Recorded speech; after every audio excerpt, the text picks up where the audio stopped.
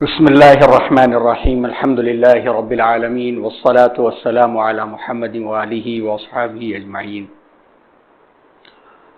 معزز حاضرین، ہندوستان میں اسلامی فکر کی تجدید اور ترویج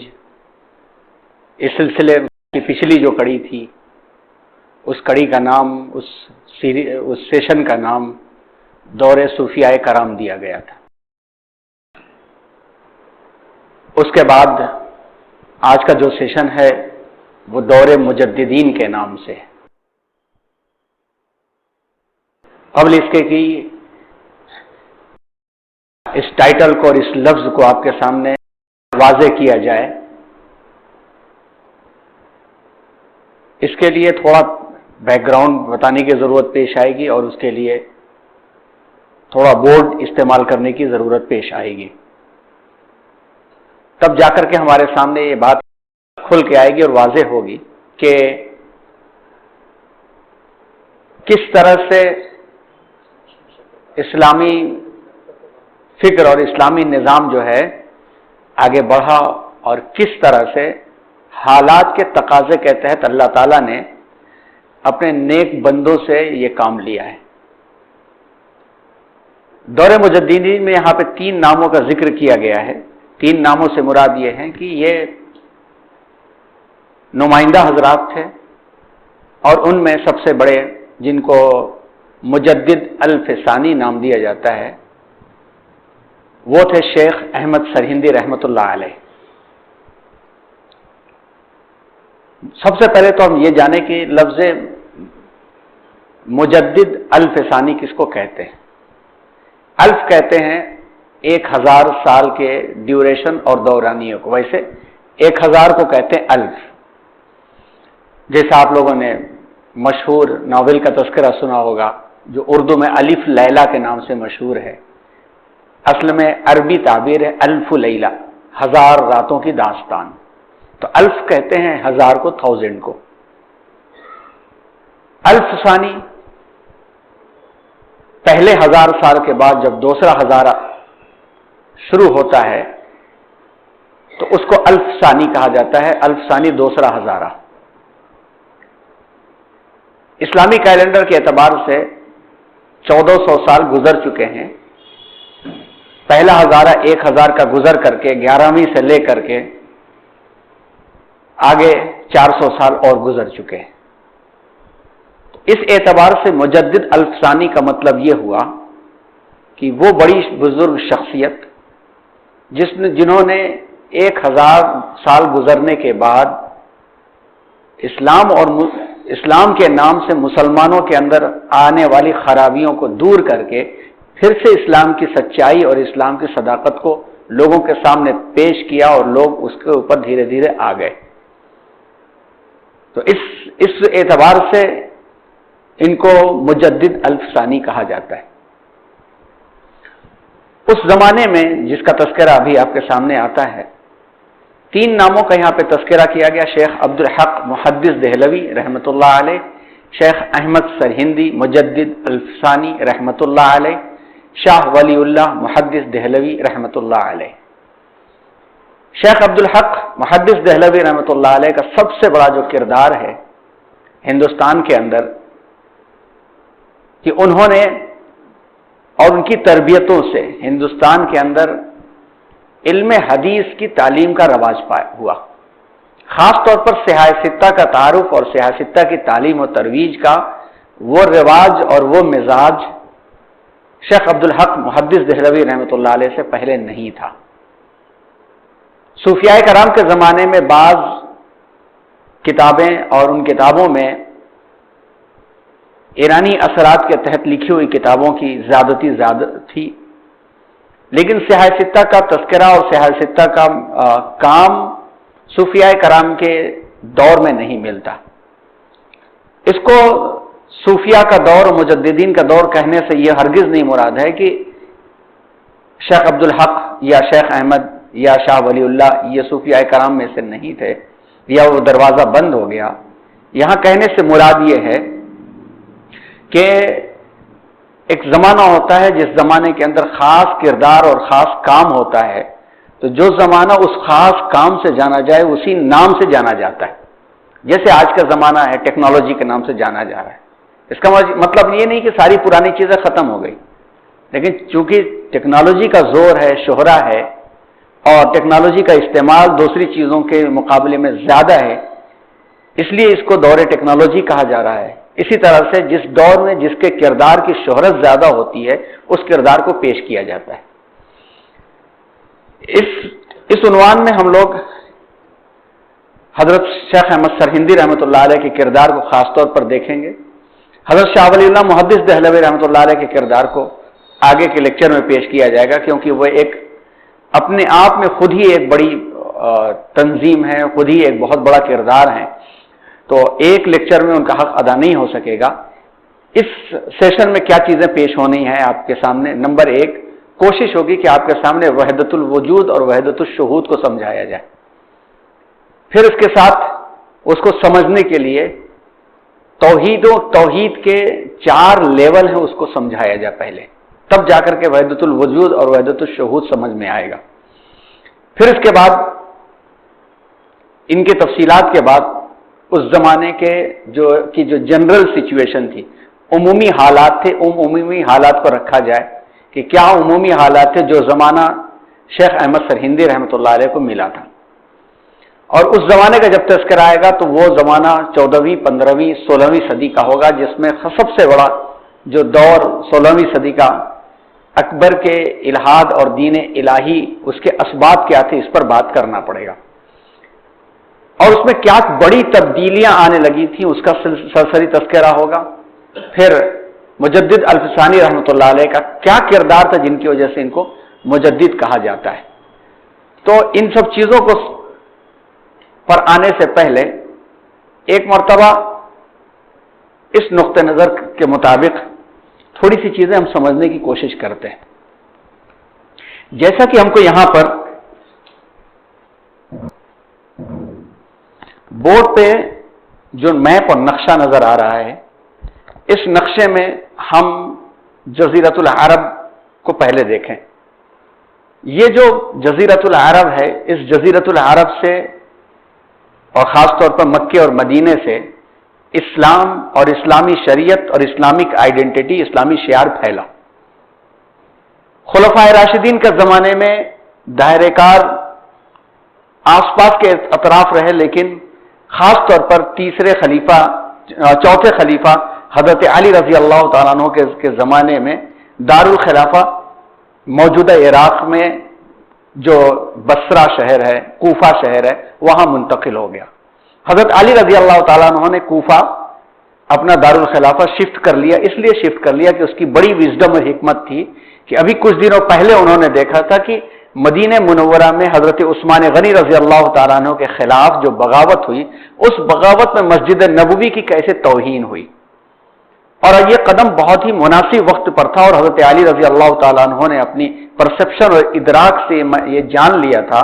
کہ اگر یہی صورتحال رہی تو آنے والے زمانے میں جب مدینہ کنگڈم ہوگا اور پولیٹیکل کنگڈم ہوگا تو حکومتیں اور قومیں اس پر ٹوٹیں گی، حملے ہوں گے، اور روض اطہر رسول صلی اللہ علیہ وسلم کی بے حرمتی ہوگی. اس سلسلے میں آپ نے ان دونوں علاقوں کو ایسا قدم اٹھایا کہ اللہ تعالیٰ نے رہتی دنیا تک کے لیے مکہ اور مدینے کو محفوظ فرما دیا. یہ اسلام کی بڑی واضح دلیلوں میں سے ایک دلیل تھی. حضرت علی رضی اللہ تعالیٰ عنہ نے جب کوفہ اپنے دارالخلافہ کو منتقل کر لیا تو کوفہ منتقل کرنے کے بعد اب جو کوفہ کا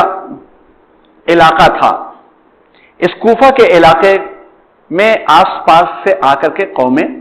بسنے لگی تھیں. گویا کہ یہ ایک انٹرنیشنل کالونی بن گیا تھا. عرب بھی تھے، نان عرب بھی تھے، اور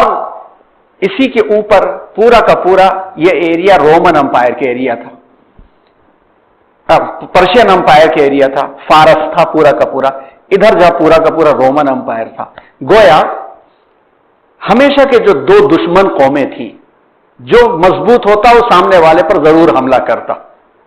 یہ دونوں آپس کے دشمن قومیں جو کلیش کر رہی تھی اسلام کے دامن میں آنے کی وجہ سے ایک ہو گئی، اور انہوں نے بھی اس جگہ پر یہاں کی بھی کافی قومیں آ کر کے بسی. پھر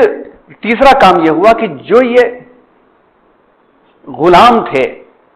جو جنگوں میں جن کے ماں باپ مارے گئے تھے اور یہ خدمت کے دائرے میں آ گئے تھے، جب یہ بڑے ہوئے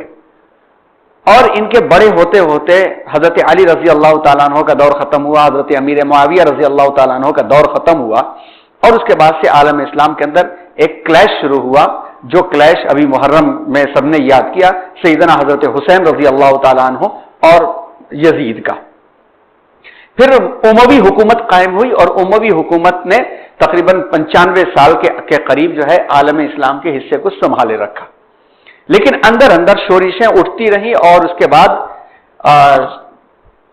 عباسی حکومت کا زور زورہ ہوا، اور پھر عباسی حکومت نے 760 سے لے کر کے 1258 760 سے لے کر کے 1258 اتنے وقت میں عالم اسلام میں حکومت کیا۔ اس دور میں، اس زمانے میں، جہاں جیسا کہ ابھی بتایا گیا جب قوموں کی مکس ہوئی قومیں، تو سب کے مزاج کے اعتبار سے کچھ نئے نئے مسائل پیدا ہونے شروع ہو گئے۔ علم کے بھی مسائل پیدا ہوئے، فقہ کے بھی مسائل پیدا ہوئے، مزاج کے مسائل پیدا ہوئے، تو جو قومیں اپنے لوکل کلچر لے کر کے آئی تھی، کلچر کے بھی مسائل پیدا ہونے لگے۔ یہیں سے آپ کو بہت تفصیل کے ساتھ اس کے پہلے کے لیکچرز میں بات بتائی گئی کہ یہیں سے پھر اسلامی فکر کی تاریخ شروع ہوئی، اور اللہ تعالیٰ نے اپنے بندوں کو ہر دور کے اندر ایسا پیدا فرمایا جنہوں نے اسلامی فکر کی نمائندگی کی، یعنی ریپریزنٹیشن کیا، اور اسلامی فکر کو انہوں نے بچائے رکھا۔ چلیے آتے ہیں ہندوستان کی طرف، کیونکہ بہت لمبی داستان ہے، وہاں ہندوستان کی طرف آتے ہیں کہ 711 عیسوی میں جب یہاں سے پورے علاقے تک عالم اسلام کا پھیلاؤ تھا، پورا بلکہ موروکو سے لے کر کے اسپین سے لے کر کے یہ پورا کا پورا علاقہ، جس کے اندر اسپین ہے، مراکش ہے، ٹیونیشیا ہے، الجزائر ہے، لیبیا ہے، مصر ہے، سوڈان ہے، یہ سارے کے سارے علاقے اور ایریاز جتنے ہیں، یہ سارے کے سارے ایریاز اور علاقے عالم اسلام کا حصہ تھے، اور عالم اسلام کے حصے کے اندر یہاں تک کا پورا علاقہ، اور اس کے بعد جارڈن ہے، لبنان ہے، سیریا ہے، پھر ترکی۔ عباسی حکومت کے بعد جب خلافت عثمانیہ قائم ہوئی تو خلافت عثمانیہ نے استنبول تک جو ہے حکومت کیا، اور وہ ان کی حکومت کے زمانے میں عالم اسلام ایشیا، یورپ کا حصہ اور افریقہ کا حصہ، 3 کانٹیننٹس کے اوپر پھیلا، اور اس وقت کے زمانے تک ہندوستان تک بھی ایک بڑی تعداد مسلمانوں کی بھی آ چکی تھی، اور ہندوستان کے اندر حکومت قائم ہو چکی تھی۔ اب یہ حکومت کے قیام کے سلسلے میں جب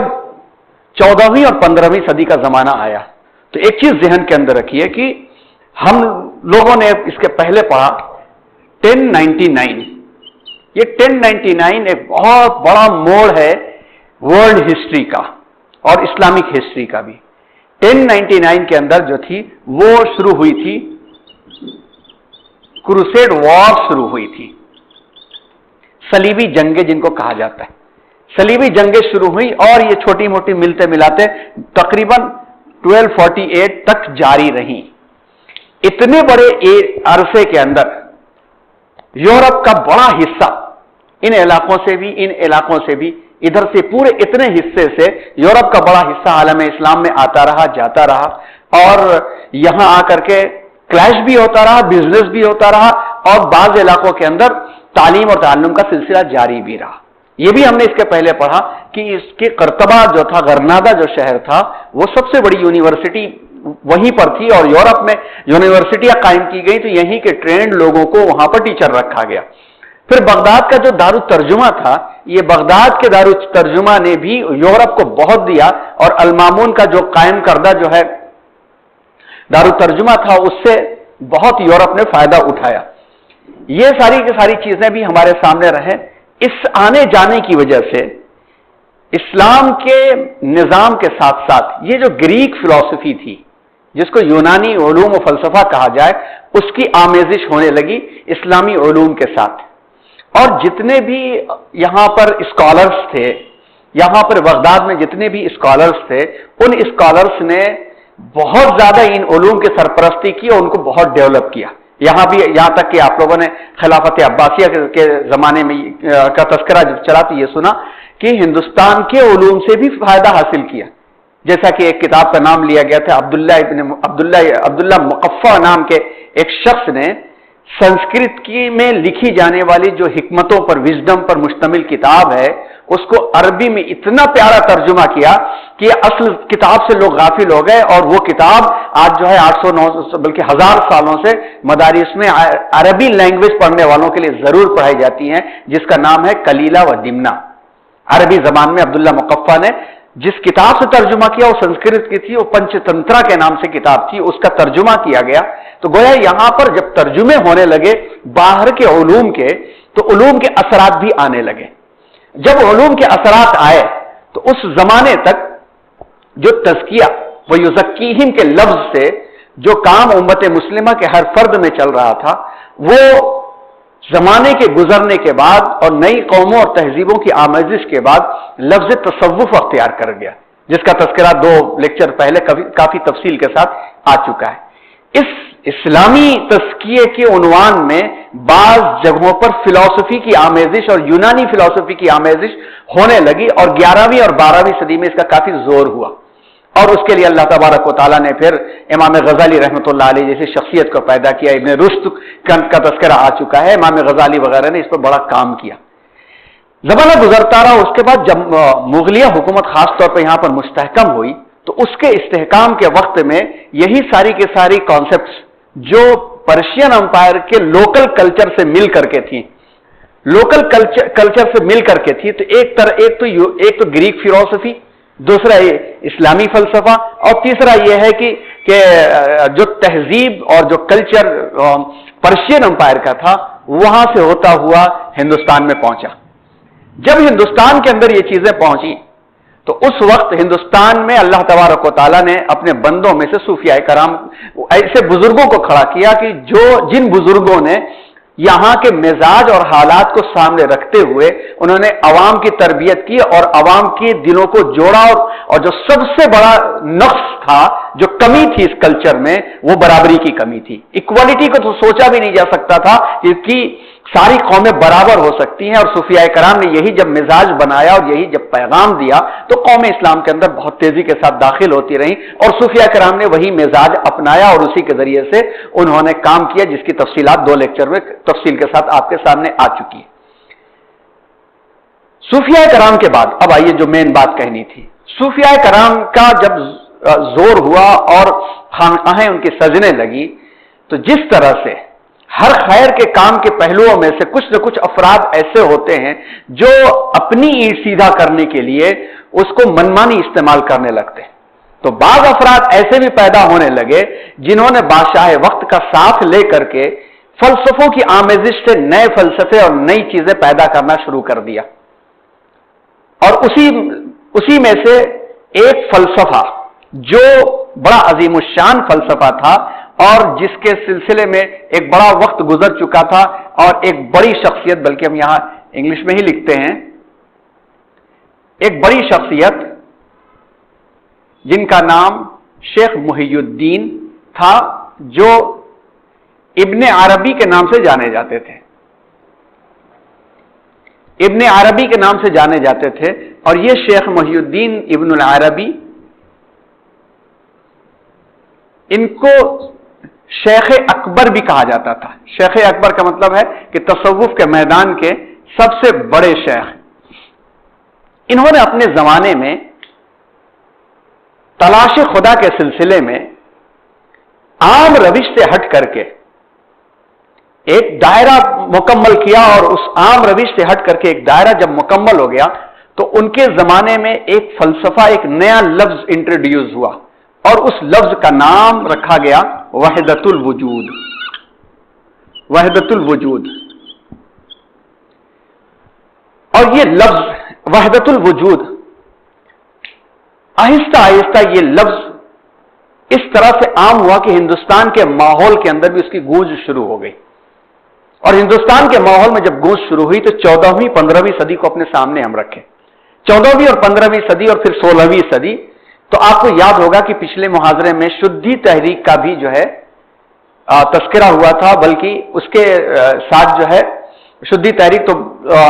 بعد میں، اور اس کے پہلے بھکتی تحریک، شدھی تحریک تو 19ویں صدی کی ہے، بھکتی تحریک کا تذکرہ ہوا تھا، جس میں بعد میں گرو نانک اور کبیر وغیرہ کا تذکرہ آپ کے سامنے کیا گیا تھا۔ بھکتی تحریک ہندوستان کی سرزمین سے اٹھی اور تصوف کے صوفیاء کرام کے اس کردار کو لے کر کے ہندوستان کے ماحول میں ایک نیا ولولہ پیدا ہوا کہ ساری کی ساری سنتانیں ایک خدا کی ہیں اور سب برابر ہیں، ہر چیز میں اسی کا جلوہ ہے۔ تو ایک تو یہ تحریک، اور دوسری یہ ہے کہ صوفیاء کرام کے بعض حلقوں کی طرف سے اس لیول کے حلقے کو کراس کرنے کے سبب ایک نیا خیال یہ پیدا ہوا کہ ہر چیز وہی ہے، ہر چیز وہی ہے۔ جب یہ خیال ہندوستان کے ماحول کے اندر پیدا ہوا تو اس کا صاف مفہوم یہ نکلا کہ ہر چیز میں خدا ہے۔ اب اس کو لے کر کے جب شیخ محی الدین ابن عربی کا زمانہ تھا تو اس کے بعد جب ان کا انتقال ہوا تو ان کے انتقال کے تقریباً 30 یا 38 سال کے بعد شیخ احمد ابن تیمیہ رحمۃ اللہ علیہ کا زمانہ شروع ہوا تھا، اور حضرت نے جب دیکھا کہ اس لفظ کا استعمال اس طرح سے آزادانہ ہو رہا ہے کہ انسان توحید کی لمٹ کو کراس کر کے شرک میں داخل ہو جا رہا ہے، اور شرک میں بھی اس قدر داخل ہو جا رہے ہیں بعض لوگ کہ ہر چیز کو مباح قرار رہے ہیں، یعنی ان کی نظر کے اندر ایسے افراد پیدا ہوئے کہ ان کی نظر کے اندر نماز پڑھنا بھی شرک کا مظہر ہے، قرآن پڑھنا شرک کا مظہر ہے۔ کیوں؟ اس لیے کہ جب ہم براہ راست ذات خداوندی میں گھس چکے ہیں تو نماز پڑھیں گے تو ذریعہ استعمال کریں گے، اور ذریعہ استعمال کرنا شرک ہے۔ جب یہ مزاج پیدا ہونے لگا تو شیخ ابن تیمیہ رحمۃ اللہ علیہ نے ڈٹ کے ان کا مقابلہ کیا، اور ان کے شاگرد ان لوگوں نے ڈٹ کے مقابلہ کیا، اور اس مقابلے کی وجہ سے دین صحیح اپنی جگہ پہ باقی رہا۔ لیکن یہاں تک بھی بات آئی کہ حضرت ابن تیمیہ رحمۃ اللہ علیہ نے تو شیخ محی الدین عربی تک کو بھی نہیں چھوڑا، کیونکہ وہ بڑے موحد تھے اپنے معاملے کے اندر۔ یہ کنفیوژن اور یہ چیزیں برقرار رہی اس زمانے کے اندر، اور یہ فلسفے کی تشریح در تشریح ہوتی رہی۔ لیکن جب یہ فلسفہ وحدت الوجود ہندوستان کے ماحول میں پہنچا، اور ہندوستان کے ماحول میں پہنچنے کے بعد ایک زمانہ آیا جو اکبر کا زمانہ تھا۔ اکبر کے زمانے میں ہم سب جانتے ہیں کہ اکبر کے ساتھ جو حالات گزرے، ان حالات کے اندر 14 سال کی عمر میں تو اسے حکومت سنبھالنا پڑ گیا۔ اس کے پہلے اتنا وقت نہیں ملا، کیونکہ اپنے والد ان کے والد ہمایوں کے ساتھ مختلف جنگیں اور دوڑ دھوپ کے اندر اس کو پڑھنے لکھنے کا موقع نہیں ملا، لیکن باصلاحیت اور عظیم الشان بادشاہ اور عظیم الشان شخص جب اس زمانے میں، اس کے زمانے میں یہ چیزیں تمام فلسفیز کے ساتھ جب آگے بڑھی تو آہستہ آہستہ اس کے اوپر بھی اثرات ہونے لگے۔ اور یہ بات مشہور ہے، الناس علی دین ملوکہم، اور یہ ایک ایسا پروورب ہے، ایسا مقولہ ہے کہ آج تک صادق آتا ہے، جیسا راجا ویسی پرجا۔ راجا کا جو مزاج ہوتا ہے پرجا کا بھی مزاج ویسے ہی بن جاتا ہے، اور عوام نے بھی آہستہ آہستہ کچھ دولت کی لالچ میں، کچھ ڈر کی وجہ سے، کچھ مزاج بننے کی وجہ سے عوام الناس کے اندر یہ مزاج بننے لگا کہ وحدت الوجود کا فلسفہ آہستہ آہستہ وہ شرک کے مظاہر میں سے ایسا مظہر بنا کہ پورا کا پورا مزاج ایسا بن گیا کہ گویا اس وقت دین اسلام صحیح شکل میں پایا جانا یہاں پہ ناممکن ہو گیا۔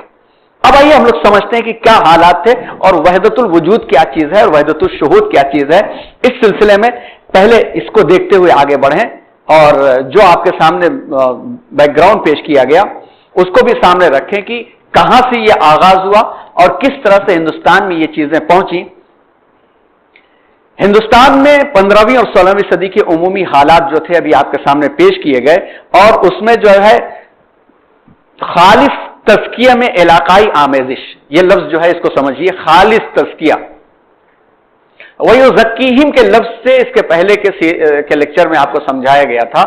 کہ وَيُزَكِّيهِمْ کا مفہوم حدیث پاک کے مطابق کیا ہے؟ أَن تَعْبُدَ اللَّهَ كَأَنَّكَ تَرَاهُ فَإِن لَّمْ تَكُن تَرَاهُ فَإِنَّهُ يَرَاكَ۔ بندگی اپنی ایسی کرو، زندگی اپنی ایسی گزارو کہ ہر قدم کو اٹھانے سے پہلے یہ خیال ہو کہ رب ہمیں دیکھ رہا ہے۔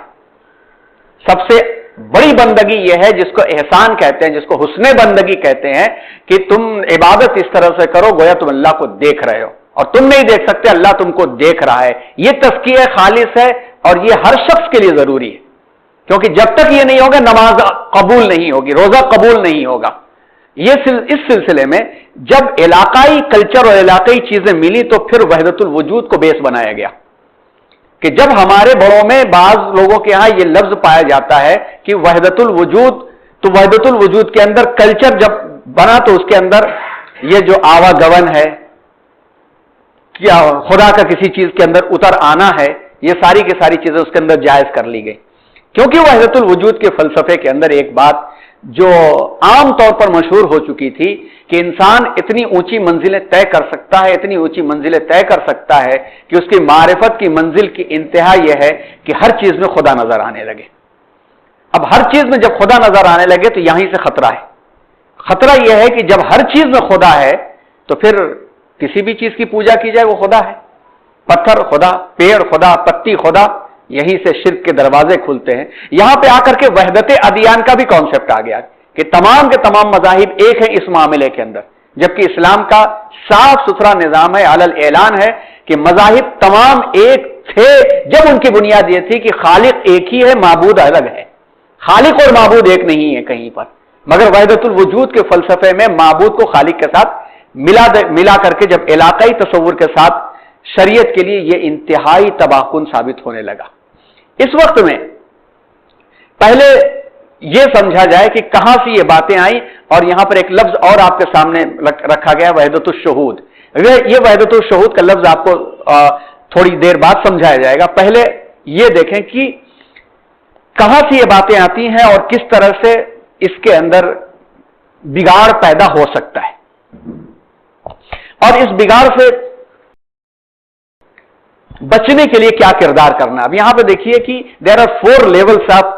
یونٹی، یعنی توحید کے 4 مراحل اور مراتب کا تذکرہ یہاں پر کیا گیا ہے کہ عام طور پہ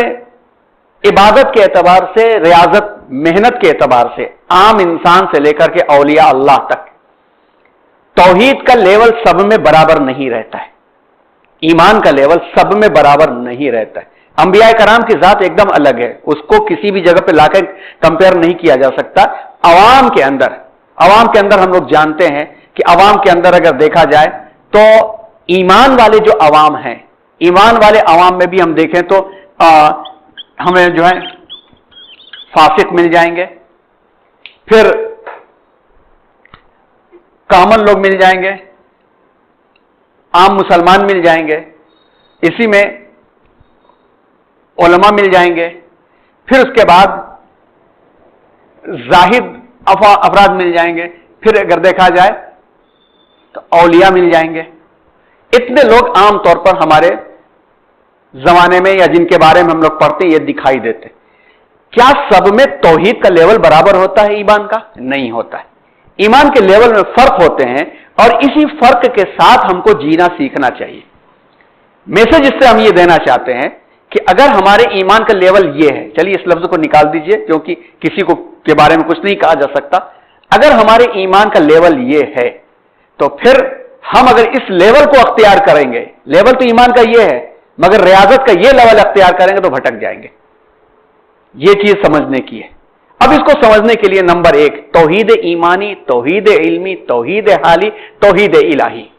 توحید ایمانی عام لوگوں کے لیے، کامن لوگوں کے لیے جو ہے توحید کا دائرہ، کہ عام انسان جن کو براہ راست قرآن اور حدیث کا علم نہیں ہے، براہ راست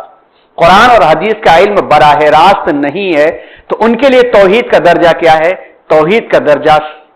3 ہے، تصدیق بالجنان واقرار باللسان والعمل بالارکان۔ سمجھاتے ہیں اس کو۔ تصدیق بالجنان، attestation by the heart and the mind, دل اور دماغ کے یقین کے ساتھ اس بات کو دل میں ایک بات بٹھا لینا کہ اللہ ایک ہے، اور جب دل میں یہ بات بیٹھ جائے تو اس سے زبان سے اس کا بار بار اقرار کرنا، جس کو کہا جاتا ہے اٹیسٹیشن بائی ٹنگ، اشہد ان لا الہ الا اللہ واشہد ان محمدن عبدہ ورسولہ، یعنی جان لینا، مان لینا، اقرار کر لینا، والعمل بالارکان، اور اس کی ریکوائرمنٹس کے مطابق زندگی گزارنا، یعنی حلال رزق کا اہتمام کرنا، حرام سے بچنا، نماز پنجگانہ کی 5 وقت کی نماز کی پابندی کرنا، روزہ رکھنا، اللہ نے صاحب نصاب بنایا ہے تو زکات دینا، اور اللہ نے اگر طاقت دی ہے تو زندگی میں ایک بار حج کرنا، حقوق ادا کرنا، وراثت ادا کرنا، ماں باپ کا حق ادا کرنا، اور سچ بولنا۔ بس اتنی ریکوائرمنٹ ہے جنرل لوگوں کے لیے، عام لوگوں کے لیے. اگر عام لوگ اسی کے مطابق زندگی گزارتے ہیں تو اس کو کہا جاتا ہے کہ وہ توحید جو ایمان کا تقاضا ہے. توحید ایمانی کا مطلب وہ توحید جو ایمان کا تقاضا ہے کہ اس سے کم میں کوئی شخص مسلمان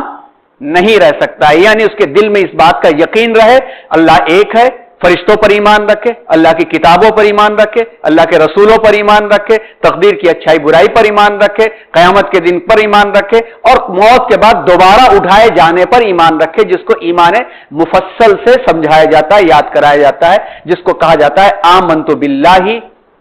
وملائکتہ وکتبہ ورسلہ والیوم الآخر والقدر خیرہ وشرہ من اللہ تعالی والبعث بعد الموت. تو یہ توحید کا پہلا لیول ہوتا ہے جو عام لوگوں کی زندگی میں پایا جاتا ہے. اور عام لوگوں کو اتنا سمجھا کے بس اتنا کہہ دیا جاتا ہے کہ اپنی زندگی میں توحید آپ کو ایسے ہی رکھنا ہے جیسے آمنت باللہ کما ہوا باسمائہ وصفاتہ وقبلت جمیع احکامہ، کہ میں اللہ پر ایمان لایا جیسا بھی ہے جہاں پر بھی ہے، اور اس کے ایٹریبیوٹس اور صفات پر بھی میں ایمان لایا، اور میں اس کے تمام احکام کو قبول کرتا ہوں. یہی ایمان اور یہی اسلام ہے. اور یہ پہلا لیول ہے جس کو کیا کہا جاتا ہے؟ توحید ایمانی. توحید ایمانی کا مطلب یہ ہوتا ہے ایمان پر باقی رہنے کے لیے توحید کی منیمم ریکوائرمنٹ، اور عام انسان کو اسی کا مکلف بنایا جاتا ہے کہ اسی کے مطابق اس نے زندگی گزار لیا تو انشاءاللہ اللہ کی ذات سے امید ہے کہ اللہ اپنے فضل سے معاف فرما دیں گے. تو یہ ہو گیا کامن لوگوں کے لیے. دوسرا لیول ہو گیا توحید علمی، جن کو اللہ تبارک و تعالیٰ نے علم دیا ہے، براہ راست قرآن اور حدیث پڑھ سکتے ہیں، تو ان کے لیے اس لیول سے تھوڑا ایک اونچا لیول ہوتا ہے جس لیول کے اندر یہ بات لائی جاتی ہے کہ جو علمی چیزیں ہیں اس کو دیکھ کر کے اللہ کی عظمت کو عام لوگوں کے مقابلے میں زیادہ کرنا. ان تعبد اللہ کأنک تراہ فإن لم تکن تراہ فإنہ یراک، کہ اپنی زندگی کے تقاضوں میں ہر وقت یہ محسوس کرنا کہ میرا رب مجھے دیکھ رہا ہے. اور اس سلسلے میں یہ دیکھنا کہ قرآن میں اللہ کی عظمت کو بیان کرنے کے لیے کیا کہا گیا ہے. اس کی کامن مثال یہ دے دیں کہ پہلے لیول والوں کے لیے بس اتنا ہی کافی ہے کہ انہوں نے دل میں یقین کر لیا ہے، زبان سے وہ پڑھ رہے ہیں، عمل کر رہے ہیں، اتنا ہی کافی ہے. لیکن دوسرے لیول کے لوگوں کے لیے یہ ضروری ہے کہ اس کی حکمت کو پہچانے. حکمت کو پہچانے، کیوں نماز پڑھنے کے لیے کہی گئی، کیوں نماز میں سورۃ الفاتحہ کو بار بار دہروایا جاتا ہے، کیوں اس رکوع میں سبحان ربی العظیم پڑھوایا جاتا ہے اور سبحان ربی الاعلیٰ سجدے میں کیوں پڑھوایا جاتا ہے. اس کا جواب تلاشے. کہاں سے تلاشے؟ قرآن سے تلاشے اور احادیث سے تلاشے، اور اس کو تلاش کر کے اللہ کے اور قریب ہونے کے واسطے اپنے عمل میں آگے بڑھے. یعنی عام انسان کے لیے فرض، واجبات اور سنت مؤکدہ کافی ہیں، تو علمی توحید والوں کے لیے فرض، واجبات، سنت مؤکدہ کے ساتھ ساتھ سنت غیر مؤکدہ اور مسنون اعمال بھی ضروری ہیں. یہ ہوتی ہے توحید، دوسرے لیول کی توحید. کیونکہ اس لیول کے لاجک اور حکمتیں جتنی سمجھ میں آئیں گی تو ان کو چونکہ نمائندگی کرنا ہے، سمجھانا ہے، لہذا ان کی زندگی کے اندر وہ چیزیں ہونا ضروری ہے تاکہ اللہ کی قبضہ قدرت، اللہ کا نظام، ان چیزوں کو سمجھا جا سکے. یہی چیز ہے کہ آپ غور کیجئے تو قرآن مجید کے اندر جگہ جگہ آفاق و انفس میں غور کرنے والی بات کہی گئی ہے، اور یہ کہا گیا ہے جگہ جگہ جہاں پر وہ آیت نازل کی گئی. جیسے مثال کے طور پر یہ آیت سنیے سورہ آل عمران کی، بسم اللہ الرحمن الرحیم، ان فی خلق السماوات والارض واختلاف اللیل والنہار لآیات لأولی الالباب. دن اور رات کے پلٹنے میں، آسمان اور زمین کی تخلیق میں ضرور، یقیناً، البتہ نشانیاں ہیں لأولی الالباب، عقل والوں کے لیے. تو عقل والے کون ہیں؟ الذین یذکرون اللہ قیاما وقعودا وعلی جنوبہم ویتفکرون فی خلق السماوات والارض ربنا ما خلقت ھذا باطلا سبحانک فقنا عذاب النار. عقل والے، علم والے، لب والے کون ہیں؟ وہ لوگ ہیں جو کھڑے ہوئے، بیٹھے، لیٹے اللہ کو یاد کرتے رہتے ہیں اور زمین اور آسمان کی تخلیق کے بارے میں غور کرتے کہ کیسے اللہ تبارک و تعالیٰ نے پیدا کیا اس کو، اور اللہ تعالیٰ کی قدرت عظیمہ کیا ہے، اور اس کے بعد سے کہتے کہ اللہ آپ نے کسی چیز کو بیکار نہیں پیدا کیا. ایک تو عملی طور پر عبادت بھی کرتے، फिक्री तौर पर फिक्र भी करते हैं, और उसके बाद इस बात का स्टेटमेंट देते हैं, इकरार करते हैं कि अल्लाह आपने किसी चीज को बातिल नहीं पैदा किया है, पाक तो आप ही की जात है, अल्लाह हमको अजाब से बचा लीजिए, कहीं हमारे दिल में एरोगेंसी, कहीं ऐठन, कहीं किब्र और गुरूर, इल्म का वो आने ना पाए जो इब्लीस ने कहा था, वो ना आने पाए। अल्लाह से ही पनाह मांगते हैं, और फकिना अजाब अन्नार, हमको आग के अजाब से बचा लीजिए। तो इसके वास्ते इस तौहीद इल्मी का लेवल होता है जिसमें आम लोगों से ऊपर उलमा होते। इसी में जो लोग मजीद रियाजत करते हैं, अपनी जिंदगी को इसके मुताबिक वक्फ करते हैं, और वक्फ करके अपने आमाल को, चाहे घर में बीवी के साथ हाथ बटा रहे हो, चाहे बच्चे की तरबियत कर रहे हो, चाहे बाजार में खरीद और फरोख्त कर रहे हो, तमाम चीजों के साथ साथ अपना वक्त वो निकाल लेते हैं, और उस वक्त में आसमान और जमीन की तख्लीक में गौर करते हैं, और गौर करते करते उनका मकाम इतना बढ़ता है कि शरीयत मुतहरा के साये में सफर करते हुए हकीकत तक पहुंचते हैं, और उस हकीकत तक पहुंचते हैं जिसको अल्लामा इकबाल ने कहा कि हकीकत एक है, हर शय की खाकी हो कि नूरी हो, लहू खुर्शीद का टपके अगर जर्रे का दिल चीरे। हकीकत क्या है? हकीकत हर चीज की है कि वो मखलूक है, अल्लाह तबारक व तआला ने उसे पैदा फरमाया। इस हकीकत तक पहुंचते हैं, जब हकीकत तक पहुंचते हैं तो फिर उनको हर हकीकत के अंदर अजमत खुदावंदी का जलवा नजर आने लगता है। यह जरा नाजुक लफ्ज है, खुदा नहीं, अजमत खुदावंदी का जलवा नजर आने लगता है कि अल्लाह ने एक पत्थर को भी पैदा किया है तो बेकार नहीं पैदा किया है, उसके अंदर भी एटम्स काम कर रहे हैं, और वो भी मुतहर्रिक है। जिसको आम कॉमन शख्स जो है, कॉमन शख्स एक पत्थर को ठोकर मार के किनारे कर देगा, फेंक देगा। एक इल्मी शख्स बस इतना कर सकेगा कि अल्लाह ने इसको बेकार नहीं पैदा किया है, ऐसे ही मत फेंको, किनारे कर दो। लेकिन तौहीद हाली वाला जो है इस हाल में पहुंच जाएगा कि उसके जहन में बात आ जाएगी कि यह भी जामिद नहीं है, मुतहर्रिक है, और अल्लाह की अजमत इसके अंदर मौजूद है। एक जिस्म का जर्रा भी, खलिया भी, वो भी मुतहर्रिक है, कायनात का हर जर्रा जर्रा मुतहर्रिक है। किसका ख्याल कौन सी मंजिल नजर में है, सदियां गुजर गई, जमाना सफर में है, ये पहुंच करके हर जगह उसको अल्लाह तबारक व तआला की अजमतों की शहादत मिलने लगेगी। यानी हर चीज इस बात की गवाही देगी कि अल्लाह एक है और अल्लाह इस निजाम को संभाले हुए है। इसी तौहीद के लेवल को तीसरा लेवल कहा जाता है, जिसको एक नया फलसफा का नाम मिलेगा अगले सेशन में। आपको अगले सेशन में इसके बारे में पता चलेगा, और उसका नाम है वहदतुश शुहूद, यानी वहदतुश शुहूद। हर चीज एक अल्लाह की गवाही देने वाली बन जाएगी, हर चीज एक अल्लाह की गवाही देने वाली बन जाएगी। ये वहदतुश शुहूद है, जिसका तज़किरा आगे आएगा कि मुजद्दिद अल-फ़सानी रहमतुल्लाह अलैह ने यह नाम दिया था।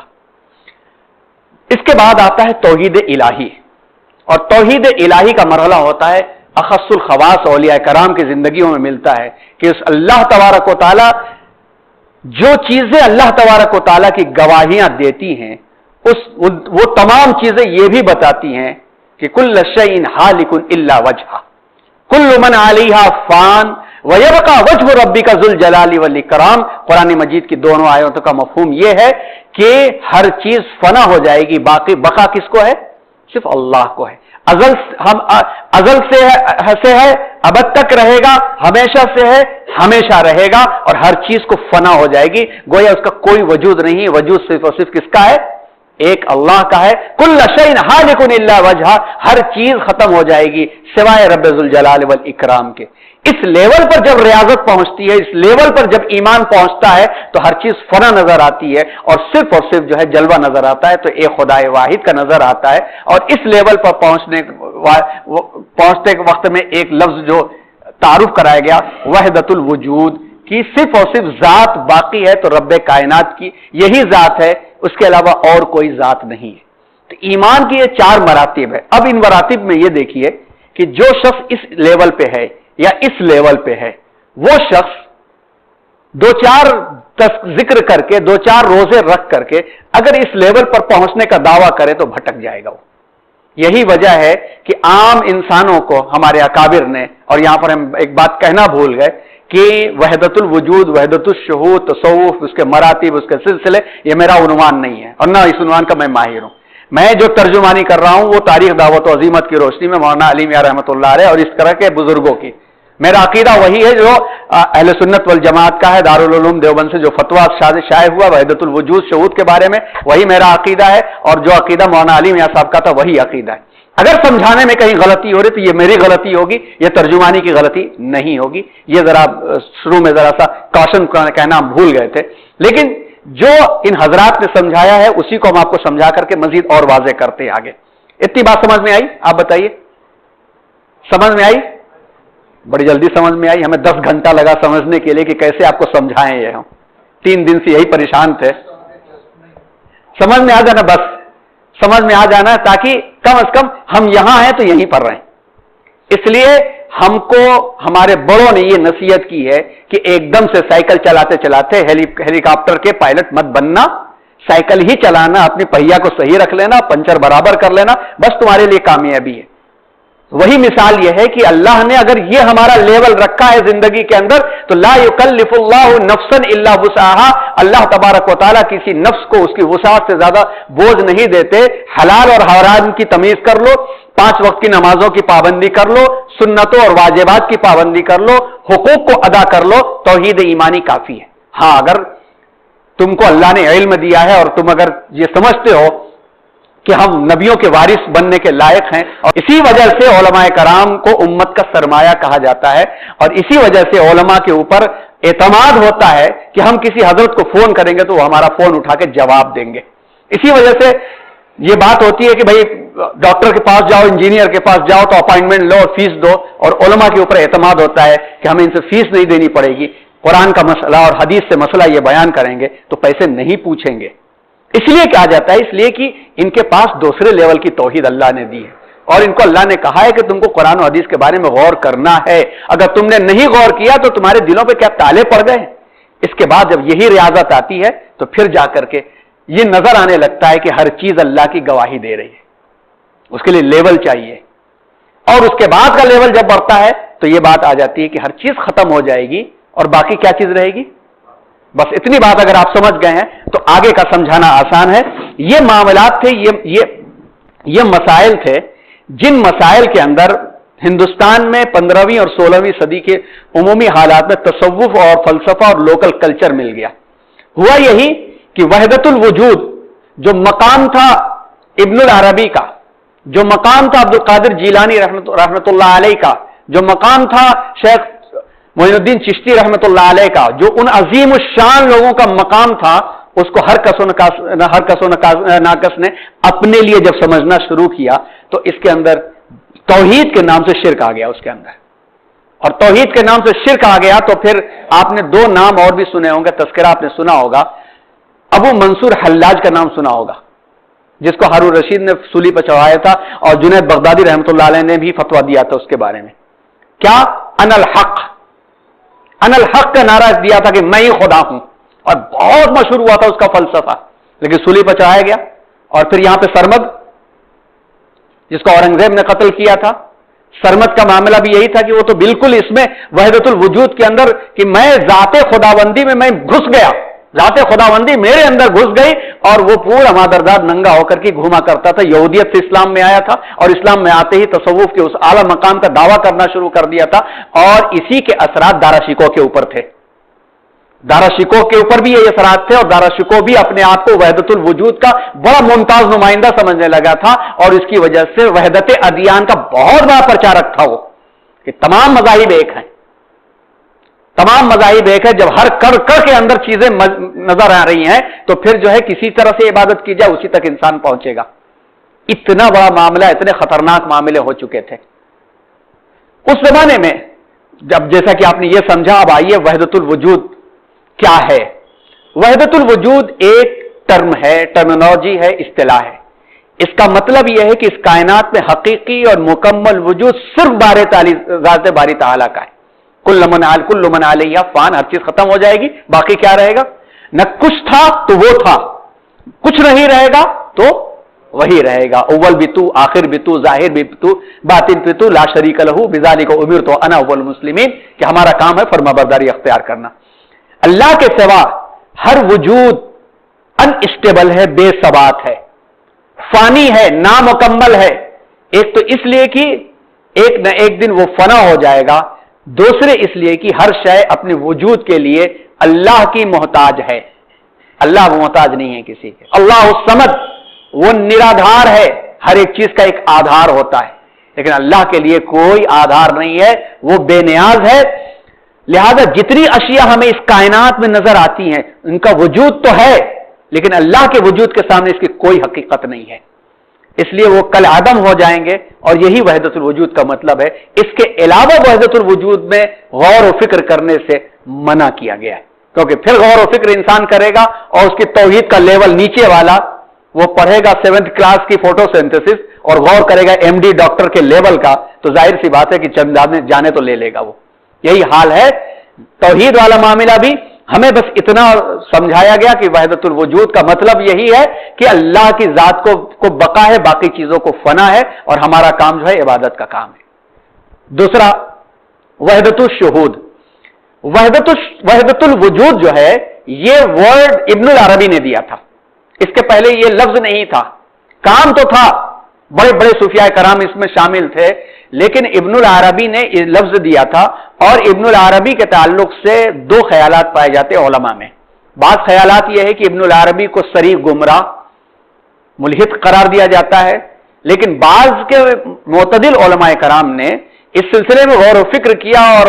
ابن العربی کی تفصیلات اور ان کے طریقے کا مشاہدہ کیا اور غور کیا، تو اس میں بات یہ سمجھ میں آئی کہ اس معاملے میں ابن العربی کا کردار الگ تھا۔ ان کا کردار یہ تھا کہ کل شیء ہالک الا وجہ، کہ اللہ کی ذات کو بقا ہے، ہر چیز کو اختتام ہے، لیکن بعد کے لوگوں نے اس فلسفے کو اتنا عمومی طور پر اختیار کیا کہ اس کے اندر تمام خدائیت کو شامل کر لیا۔ لہذا ابن العربی ملحد نہیں، ابن العربی کے ذریعے پیدا کردہ وحدت الوجود جو ہے اس کا غلط استعمال کرنے والے جو ہیں وہ ملحد اور وہ جو ہے دائرہ اسلام سے باہر ہے۔ لیکن یہ فلسفہ ہندوستان میں اتنا چرچا پا چکا تھا کہ اس زمانے میں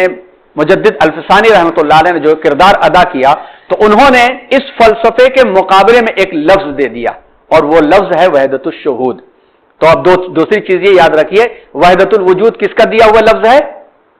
ابن العربی کا، جو 12ویں صدی کے صوفی تھے، اور وحدت الشہود کس کا دیا ہوا لفظ ہے؟ مجدد الفسانی کا۔ وحدت الشہود ایک عام سا، ایک آسان سی تشریح ہے۔ حضرت مجدد الفسانی ہی لکھتے ہیں اپنی مکتوبات امام ربانی جلد اول میں کہ ایک توحیدی شہود ہے اور توحید شہودی ہے، دوسری توحید وجودی ہے۔ توحید شہودی کا مطلب ایک دیکھنا، یعنی ایک کے سوا تلاش کرنے والے کو کچھ بھی نہ دکھے، اللہ کی عظمتوں کے علاوہ کسی اور کی شمولیت اس میں نہ دکھے کہ فلاں کردار، ایک پنکھا بھی اگر چل رہا ہے تو رب کی مرضی ہی چل رہا ہے، پنکھا بھی چل رہا ہے تو اس میں صنائی رب کی ہے جس کو اللہ نے انسان کے دماغ میں ڈالا ہے،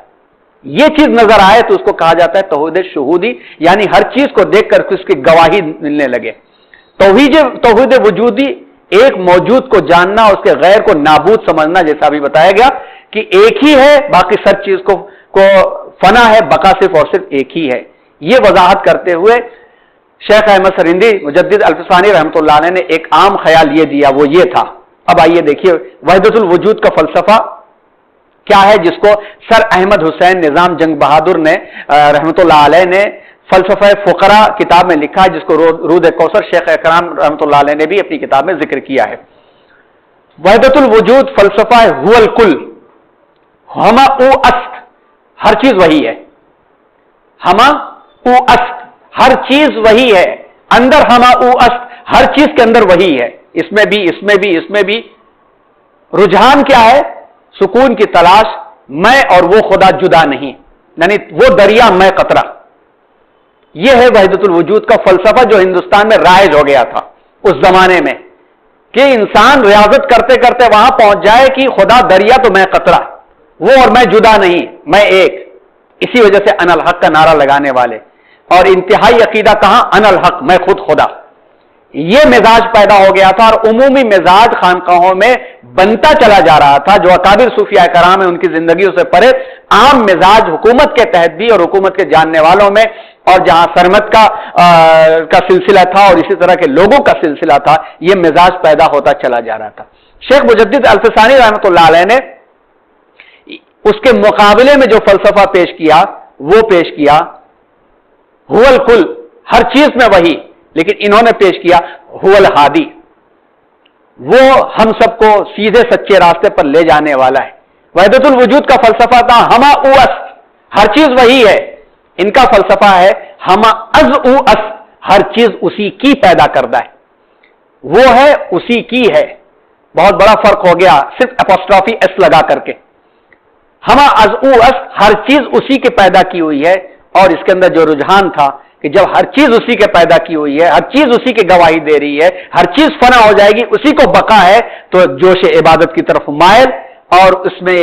پچھلے والے میں یہ تھا کہ وہ دریا تو میں قطرہ، اس میں یہ تھا کہ اس کے ساتھ میں اور میرے ساتھ وہ ایک نہیں ہوا، وہ اپنے مقام پر، میں اپنے مقام پر ہوں، اور انتہائی اعتقاد یہ ہے انا عبدہ، میں اس کا بندہ ہوں اور میں اس کا عاشق ہوں۔ یہ فرق ڈالا گیا، اور اس فرق کے اندر اتنا بڑا کردار ادا ہوا کہ وحدت الشہود نے تمام انسانوں کے دل و دماغ کے اندر سے شرک کے وہ مظاہر دور کرنے شروع کر دیے جن مظاہر کے اوپر ہندوستان کے اندر شرک پھیل رہا تھا۔ اب اسی چیز کو دیکھا جائے تو ہمارے سامنے یہ بات واضح ہو جاتی ہے کہ کیوں ہم شیخ احمد سرہندی رحمۃ اللہ علیہ کو مجدد الفسانی کہتے ہیں، کہ اگر اللہ تبارک و تعالیٰ نے ان سے کام نہ لیا ہوتا اور وہ شخصیت یہاں نہ ہوتی تو شاہی اثرات سے دین الہی اتنا عام ہو جاتا کہ پھر سچے اور صحیح اسلام کو تلاشنا ممکن نہ ہو پاتا۔ یہاں تک کی بات کو روکنا مناسب ہے، کیونکہ اس کے بعد کے حالات پر انشاءاللہ یہاں پر ایک سرسری صرف لفظ دوہرا دیں تاکہ اگر اگلے محاضرے میں کوئی نہ آ سکے تو ریکارڈنگ سن کر کے وہ اسے دیکھ لے۔ لیکن اگلا محاضرہ بہت ہی اہم ہے اور آپ آنے کی کوشش کریں کہ اب آپ نے ایک تو وحدت الوجود کا مسئلہ دیکھ لیا، دوسرا یونانی فلسفے کا کیا رجحان ہو چکا تھا، اس کے بارے میں انشاءاللہ بات آئے گی، اور پھر یونانی فلسفے کے رجحان کے سبب ایک دور 12ویں 13ویں 14ویں صدی کا ایسا آ چکا تھا کہ قرآن اور حدیث کی حکمت و دانشمندی کے مقابلے میں یونانی فلسفہ کو حق الیقین حاصل ہونے لگا تھا۔ اور اس کے ساتھ ساتھ یہ ہوا تھا کہ ایران میں صفوی حکومت قائم ہو گئی، اور صفوی حکومت نے جب قیام عمل میں آیا تو اس کے پہلے وہ پارٹیکولر شیعہ اسٹیٹ قرار نہیں پایا تھا۔ اس کے پہلے بھی مختلف شیعہ مکتب فکر سے متعلق لوگوں نے فاطمی حکومت قائم کیا، پھر عزالدولہ کی حکومت ہوئی، پھر ساسانی حکومت ہوئی، سامانی حکومت ہوئی، بہت ساری حکومتیں ہوئی، لیکن انہوں نے پرٹیکولر اسٹیٹ نہیں قرار دیا تھا۔ لیکن صفوی حکومت میں ایک خاص مزاج تھا کہ صفوی حکومت کے اندر یونانی فلسفے کا بڑا کردار تھا، اور یونانی اسی زمانے میں ایک نقطوی فرقہ وجود میں آیا تھا۔ محمود پسندخانی نام کا ایک شخص پیدا ہوا جس نے یہ دعویٰ کیا تھا کہ اب عرب میں نبیوں کا سلسلہ ختم، اب عجم سے شروع ہوگا، اور 8000 سال تک نبیوں کا سلسلہ عجم سے ہوتا رہے گا، اور عجم سے انبیاء آتے رہیں گے، اور عجم سے انبیاء آتے رہیں گے، اور قرآن اور شعار قرآن مذاق بنا لیا اس نے کہ بس ختم ہو گیا اس کا دور، اب نیا مجدد کوئی پیدا ہونے والا ہے۔ اور اسی کا شاگرد جو تھا وہ جو شریف عاملی، جس کو اکبر نے بعد میں جنوب کا نظام بھی دیا تھا، اسی سے ملاقاتیں زیادہ رہی اور اس کے اثرات بھی اکبر کے مزاج میں پڑا، اور اسی مزاج کی وجہ سے اکبر کے یہ مزاج میں بات آئی کہ 1000 سال اسلام کا ہو چکا ہے، لہذا اب نیا نبی پیدا ہونا ہے، اور ہندوستان میں مجھ سے بڑھ کے کوئی نہیں دکھ رہا ہے۔ یہ بھی چیزیں تھیں، اور اس کے علاوہ اکبر کے مزاج کے علاوہ جو ہے ایک نقطوی فرقہ، پھر اس کے بعد علاقائی جو کلچر تھا وہ راجپوت رانیوں کے سبب آنے لگا۔ ایک تو براہ راست وہ پڑھا لکھا تھا نہیں، اس نے علم حاصل کرنے کی کوشش کیا، اس کی بھی بہت بڑی غلطی نہیں ہے، اس نے علم حاصل کرنے کی کوشش کیا تو درباری مناظر اور مباحثوں نے الجھا کر رکھ دیا۔ سب آتے اپنی اپنی دلیلیں دیتے، اس پر یہ نقطوی فرقہ جو تھا وہ بھی اثر کر رہا تھا، تو اس کے ذہن کے اندر یہ بات بھی آنے لگی، اور درباری علماء اور مصاحبین جو تھے، جس میں خاص طور پر جو یہ ملا مبارک فیضی اور ابو الفضل، ان لوگوں نے اسلامی جامہ پہنا دیا اس کے کردار کا، تو مجتہد مطلق بن بیٹھا، اور مجتہد مطلق بننے کے بعد اس نے کلمہ یاد کروایا لا الہ الا اللہ اکبر و خلیفۃ اللہ، اور ایک دو نہیں، توحید کے بجائے سورج کی پرستش، ہم سرسری کہہ رہے ہیں، اگلے ہفتے اس عنوان کو لائیں گے، توحید کے بجائے سورج کی پرستش، ایمان بالبعث کے بجائے تناسخ کا عقیدہ، السلام علیکم کے بجائے ملنے والا اللہ اکبر کہتا، اور جواب دینے والا جل جلالہ کہتا، خنزیر، سود، جوا، شراب حلال، نکاح و تدفین کے نئے قوانین، ہجری کے بجائے سنین الہی، گنگا جل کی تعظیم، غیر اسلامی تہوار، زکوٰۃ ممنوع، محل میں نماز کی اجازت نہیں تھی، باہر پڑھ لو، محل میں پڑھنا نہیں، پردہ اور ختنہ ختم، گائے کا ذبیحہ ممنوع، اس قسم کے بہت سارے مسائل، اور ایک نئی شریعت لکھنے کے لیے بھی حکم دے دیا تھا اس نے، اور باقاعدہ ایک کمیٹی بیٹھ چکی تھی جس کا نام تھا تاریخ الفی، یعنی 1000 سال کے بعد نئی شریعت لکھو، یہ چیزیں تھی۔ اور اس وقت میں ہمارے سامنے آیت مجدد الفسانی رحمۃ اللہ علیہ نے کیا کردار ادا کیا، انشاءاللہ اگلے ہفتے آئے گا کہ شاعر مشرق نے ان کے بارے میں اظہار عقیدت یوں کیا کہ حاضر ہوا میں شیخ مجدد کی لحد پر، علامہ اقبال گئے تھے ان کی قبر پہ، حاضر، سرہند کے اندر ہے، پنجاب سرہند میں ہے، حاضر ہوا میں شیخ مجدد کی لحد پر، وہ خاک کی ہے زیر فلک مطلع انوار، اس خاک کے ذروں سے ہے شرمند ستارے، اس خاک میں پوشیدہ ہے وہ صاحب اسرار، گردن نہ جھکی جس کی جہانگیر کے آگے، جس کے نفس گرم سے ہے گرمی ہے احرار، وہ ہند میں سرمایہ ملت کا نگہباں، اللہ نے بر وقت کیا جس کو خبردار۔ اور ان کا جو کردار تھا اس کردار میں ہمیں چیزیں نظر آئیں گی کہ تنہا ایسا نہیں کہ دین الہی کو ختم کیا، انہوں نے وحدت الشہود کے وحدت الوجود کے مقابلے میں وحدت الشہود کی وجہ سے ہمارے ایمان کو بچایا، اور وہ محنت کی کہ اکبر سے ٹکر لیا، جہانگیر پر محنت کیا، شاہجہاں پہ اثرات ہوئے، اور اسی خاندان میں سے پھر خلیفہ خامس اورنگزیب عالمگیر پیدا ہوئے۔ یہ کردار جاننے کا ہے، بڑا انٹرسٹنگ ہے، بڑا مفید ہے، اور ہم سب کے لیے کم از کم اظہار عقیدت کا ہے کہ اللہ تعالیٰ ان حضرات کو جزائے خیر عطا فرمائے، اعلیٰ علیین میں اعلیٰ سے اعلیٰ مقام عطا فرمائے کہ ان کی وجہ سے آج ہم اور آپ ایمان کا نام لینے والے ہیں۔ اللہ تعالیٰ صحیح سمجھ عطا فرمائے، اور ایمان کے جن مراحل پر اللہ نے ہمیں رکھا ہے ان مراحل کے مطابق ہم کو بہتر سے بہتر ایمان کے تقاضوں کے مطابق عمل کرنے کی توفیق عطا فرمائے۔ آمین۔ وآخر دعوانا ان الحمدللہ رب العالمین۔